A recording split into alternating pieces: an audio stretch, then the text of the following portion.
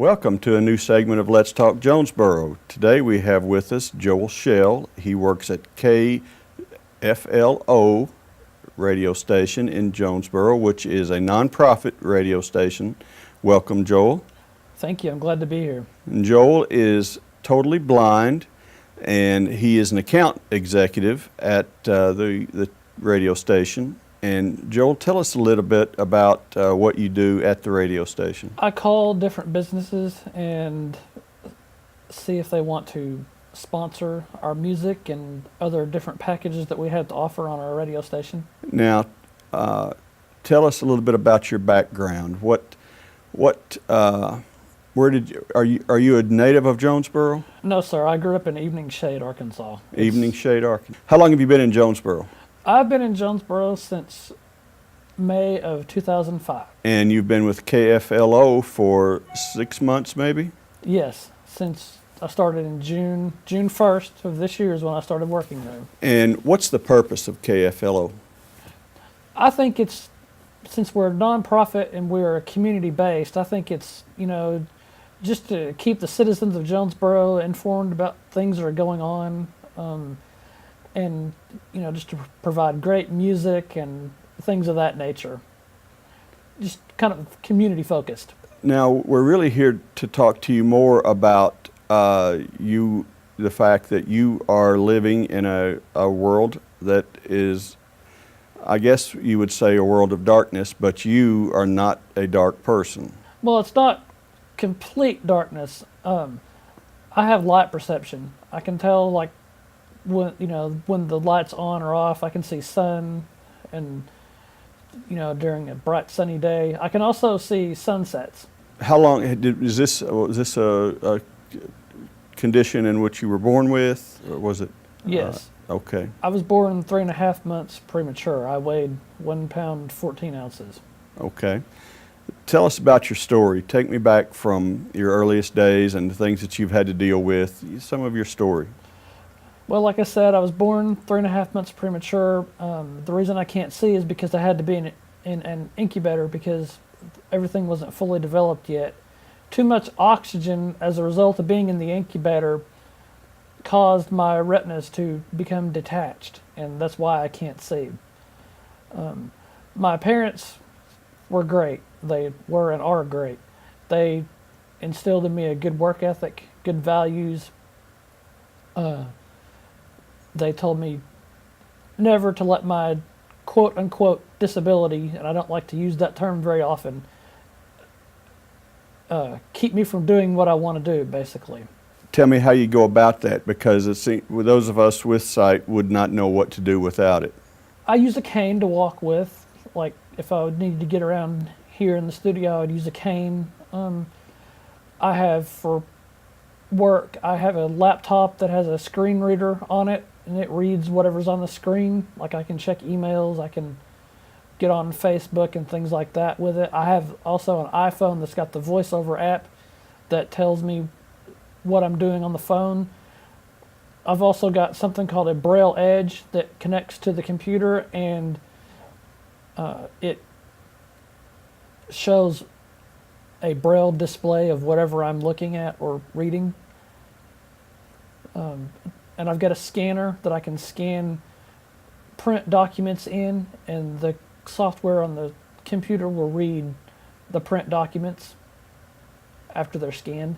Are there services provided by the city, provided by the community that help serve the visual seeing impaired? I think the Jets is a good service. I've used them a few times, not very many.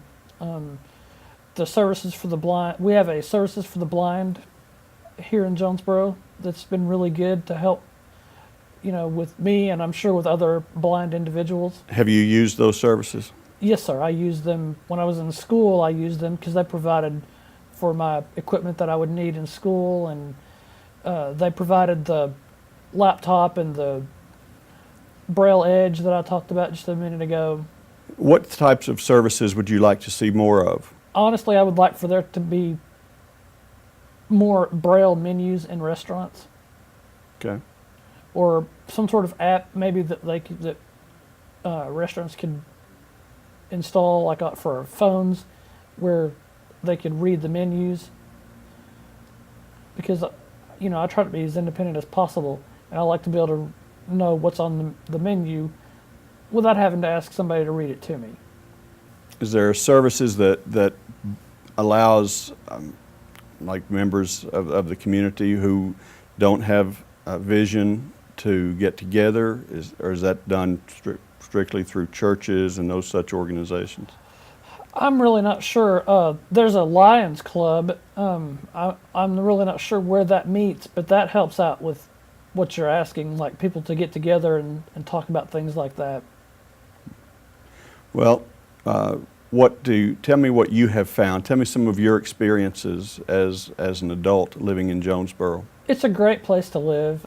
The people here are really friendly, and like where I work, they're really accommodating, and where I go to church, I'm able to participate in that. I run sound at church also for the services. I really like living here. I don't think I want to live anywhere else. Are you aware of other cities that do more things, or are there things that the community can do to help serve those with special needs? Honestly, I haven't really given that a lot of thought. I guess no pun intended, but I guess I just kind of live in my own little shell, so to speak. But I'm sure that there are services out there. Okay. Well, tell us what else you'd like to talk about today. I guess just a little bit more about my story. Like I said, I don't let my blindness stop me from doing what I want to do. I've got 2 college degrees. I got one from Williams Baptist College, a degree in general studies, and then I transferred to ASU and got my degree in broadcast journalism. I'm pretty much just a regular guy. Just go to work, live my life. I try to be positive. Try to maintain a positive attitude about things, because I want to make people happy. I like making people laugh. What do you do at the station? Do you have any shows? Do you do anything other than sell advertising? I do a pet show on Tuesdays and Wednesdays. I produce it at 8. We air it at 8:30 every morning, and then 4:30 every afternoon. When we do that with the Jonesboro Animal Control Shelter. Well, Joel, I appreciate you taking time to visit with us on Let's Talk. Well, thank you for having me. It's been great. I've really enjoyed it.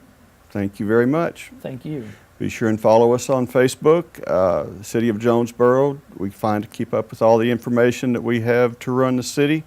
And also, if you're doing any business with the city, you can go to jonesboro.org. We'll see you again on the next Let's Talk.